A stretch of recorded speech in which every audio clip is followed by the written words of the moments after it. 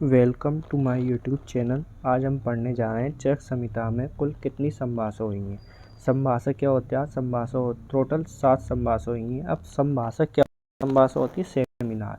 जैसे आजकल एक टॉपिक पर डॉक्टरों के सेमिनार लगते रहते हैं, वहाँ पे उस टॉपिक से रिलेटेड बड़े बड़े विद्वान आते हैं, अपनी बात रखते हैं। तो ऐसे ही सेमिनार जगह जगह पर चरक संहिता में हुई हैं, उनके बारे में बात करते हैं। यहाँ पे एक टेबल बनी हुई है जिसमें स्थान, संभाषा, अध्याय की संख्या एवं नाम दिए गए हैं।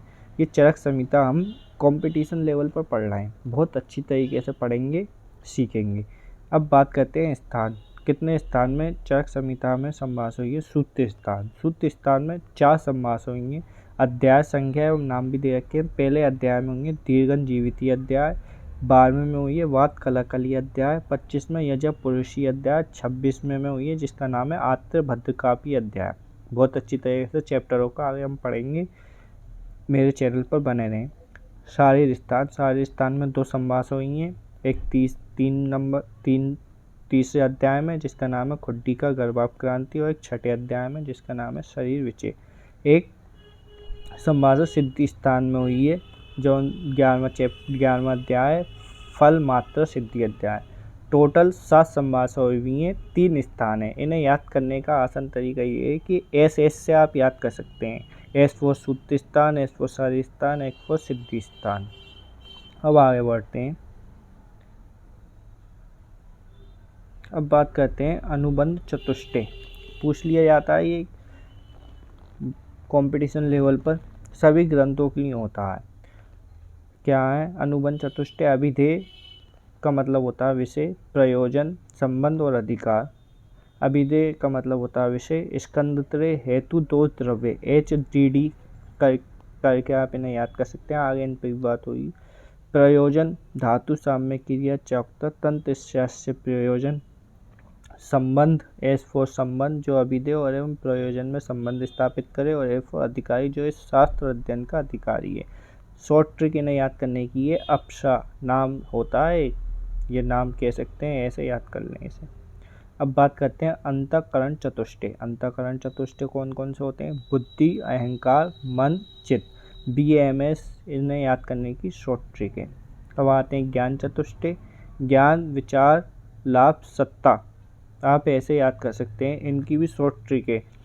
ज्ञान, विचार, लाभ, सत्ता, इनकी भी शॉर्ट ट्रिक हो सकती है। ज्ञान वो आती है ना फिल्म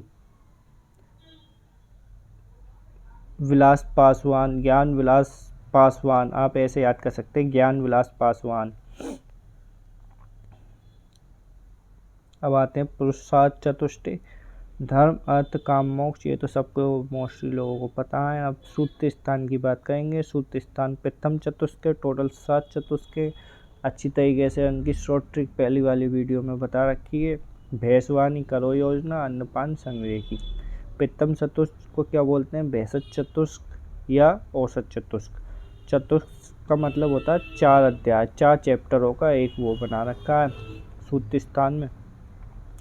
पहले चैप्टर का नाम है दीर्घन जीविती अध्याय, दूसरे का नाम है अपरमार्ग टंडुली अध्याय, तीसरे का नाम है आरगवती अध्याय, और चौथे का नाम है षट विरेचन सती अध्याय। एक चतुष्क में 4 अध्याय होते हैं। अध्यायों के नाम याद रहने चाहिए, पूछ लिए जाते हैं एग्जामिनरों के द्वारा। अब बात करते हैं दीर्घन जीविती अध्याय। दीर्घन जीविती अध्याय प्रथम अध्याय। इसमें हम क्या क्या टॉपिक पढ़ने जा रहे हैं उनके बारे में बात करेंगे। आयुर्वेद का अवतरण, मोस्ट इम्पोर्टेंट, हर आयुर्वेदिक स्टूडेंट को पता होना चाहिए। षट पदार्थ, दोषों के गुण, रस, द्रव्यों का वर्गीकरण, शोधन, अर्थ, मूलिनी एवं फलिनी द्रव्य, मोस्ट इम्पोर्टेंट। सेशन लेवल पर भी कई क्वेश्चन इनमें से हर साल क्वेश्चन आते हैं लिखने के लिए, और कंपटीशन लेवल पे तो ये है ही इम्पोर्टेंट। बहुत अच्छी तरीके से टेबल बना के शॉर्ट ट्रिक में हम याद करेंगे। 4 मासने, पंच लवण, अष्टमूत्र, अष्ट क्षीर, ये भी मोस्ट इम्पोर्टेंट है। षट शोधन वृक्ष, उत्तम वेद, चिकित्सा और औषध, इनके बारे में हम बात करेंगे। अब शुरू करते हैं प्रथम अध्याय। प्रथम अध्याय का प्रथम श्लोक। दीर्घन जीवितीय अध्याय प्रथम अध्याय, इसका श्लोक है अथातो दीर्घं जीवितीयम् अध्याय व्याख्यास्यामि। यहाँ पे गुरु सूत्र है, ये गुरु के द्वारा कही गई बात है। कभी कभी इस पे एक आध दो कंपटीशन में पूछा गया है कि इस सूत्र में कितने पद हैं, तो मैंने यहाँ पे सब में नंबरिंग कर रखी है। 1 2 3 4 5 6 7 8, टोटल 8 पद युक्त ये प्रथम वाक्य है। इसमें आगे लाइन जो की गई है, इति आयस्मा भगवान आते, ये पितृ संस्कृत सूत्र है। यानी पितृ संस्कृत कौन है? आचार्य चरक, जिन्होंने भाष्यकार, आयुर्वेद के महान ज्ञाता, उन्होंने ये बात कही है। इसका मतलब है जैसे भगवान आते ने कहा था, भूतकाल की बात हो रही है। अब एक इम्पोर्टेंट श्लोक आता है मंगलाचरण का श्लोक। मंगलाचरण में एक श्लोक अंश त्रिनेत्रा है। त्रिनेत्र का मतलब है यहाँ पे भगवान शिव है। ये जो श्लोक है, इस श्लोक ये आयुर्वेद दीपिका में लिया गया है, आयुर्वेद दीपिका से लिया गया मंगलाचरण का श्लोक।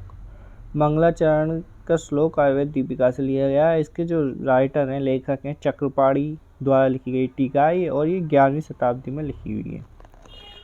आज की वीडियो यहीं पे समाप्त करते हैं। चरक संहिता को बहुत अच्छी तरीके से जानेंगे, समझेंगे, याद करेंगे। इम्पोर्टेंट श्लोकों के जो श्लोक अंश है उनके बारे में बात करेंगे, वो ही मैं अपनी इस YouTube चैनल पर बताऊंगा, याद कराऊंगा। और ये कंपटीशन में बहुत आते हैं। चरक संहिता हम कंपटीशन लेवल पर पढ़ने वाले हैं। ठीक है, थैंक्स फॉर वॉचिंग।